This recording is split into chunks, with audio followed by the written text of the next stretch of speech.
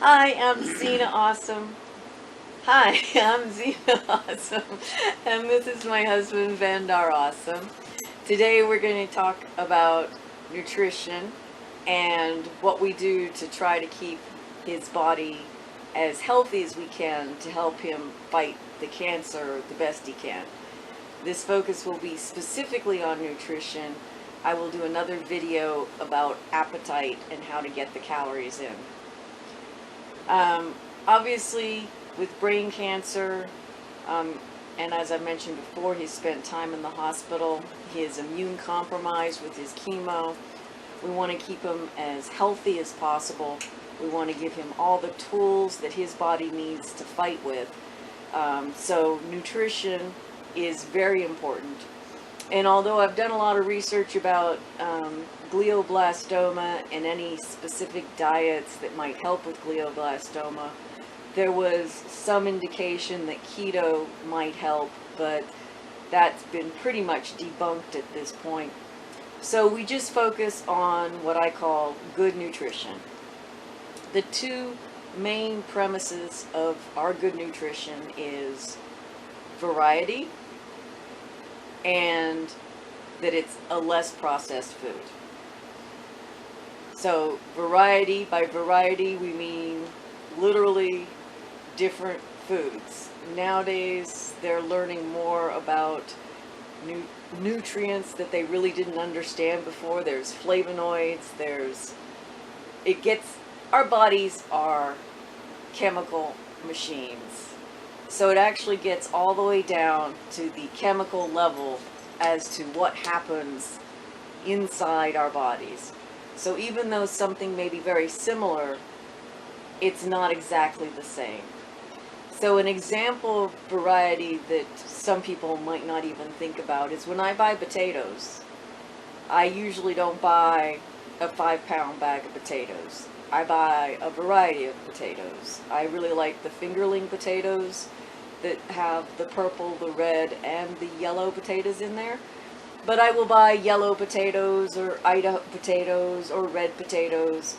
Sometimes when we are not going to eat a whole lot of potatoes, I'll just go and get the individuals and I'll buy one of each. I might buy a yam, I might buy a sweet potato, but I get a variety because each potato is going to have slightly different types of nutrients in it. Same thing goes for fruit.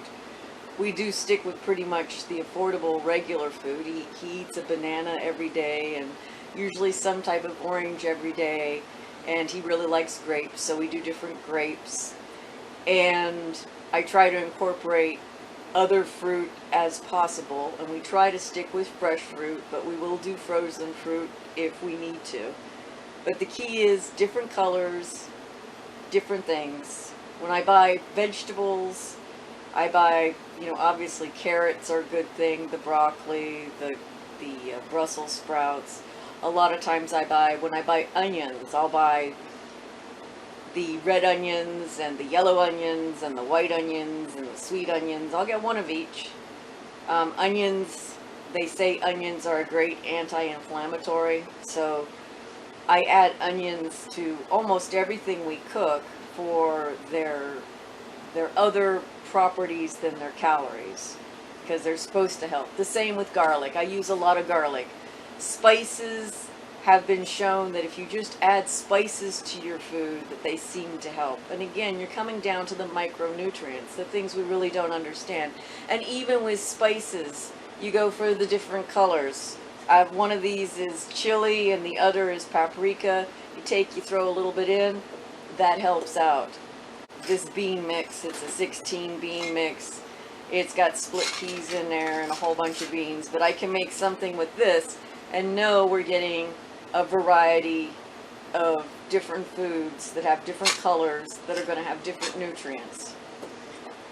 Instead of using rice or pasta, we go and we get the bulk food. There's all kinds of grains. If you go to the bulk food area of your grocery store, you'll see that there's all kinds of whole grains you can buy. They pretty much cook and pretty much taste like most whole grains. They're fairly bland. They come in a variety of sizes and stuff. Obviously, quinoa will fit in here. Sometimes we'll get the red quinoa, sometimes we get the regular quinoa. But also don't forget with your spices to go with the greens. This is I love this mix. I've used this mix on almost everything, and I have it in my in a pepper grinder, you know, to grind it up because it's a little bit big. And then you get some of the other spices. This is just onion powder. This is curry. I used to never cook with things like curry and turmeric, or even chili powder, to be honest. But now I try to add them into my foods, and even if I don't use a lot of them, sometimes I'll just sprinkle a little on something that we're fixing where you don't even really taste it, but I know that we're getting a little bit of something different. We also drink the fancy teas that have extra things in them. This is a chocolate tea. Very good, but it's high in caffeine, so we only drink that before 2 o'clock. This they call tea, but you can see it's actually all just fruits and stuff, so I don't know, we still call it a tea, but it's not really it doesn't really have any tea leaves in it. This doesn't have any caffeine in it, but I figure if you're making stuff to drink, there's got to be nutrients in that. Tea and green tea and white tea all have a lot of flavonoids. I haven't seen a lot of documentation as far as the nutrients go on these type of teas, but I'd rather drink a non-caffeinated tea that has some nutritional value in it versus just drinking plain water. So I'm actually one of those people that I'm not a big believer in drinking water. I think if you're going to put something in your system, it should be something more useful than just water. But we just focus on staying away from processed. Part of processed includes a lot of the vegetable oils.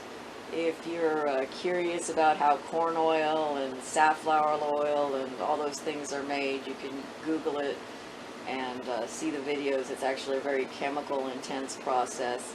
So we stick more with coconut oil and olive oil, things where when you press them, the oil just comes out.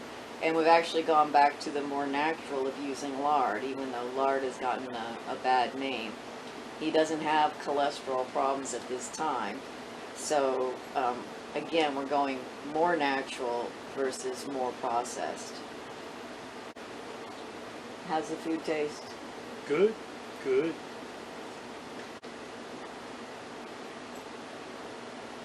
So do you remember what you had for breakfast? No. Do you remember anything you ate yesterday? Not really.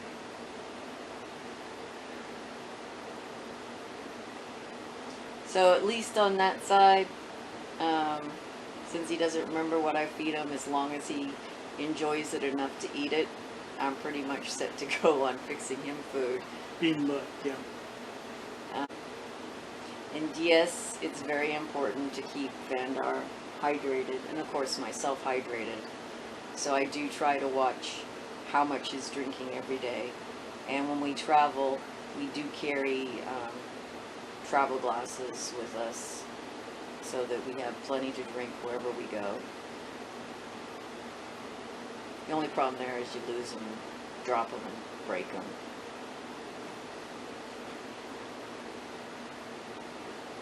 Or you keep them out there, you're looking at them, and then suddenly the dogs have knocked them down.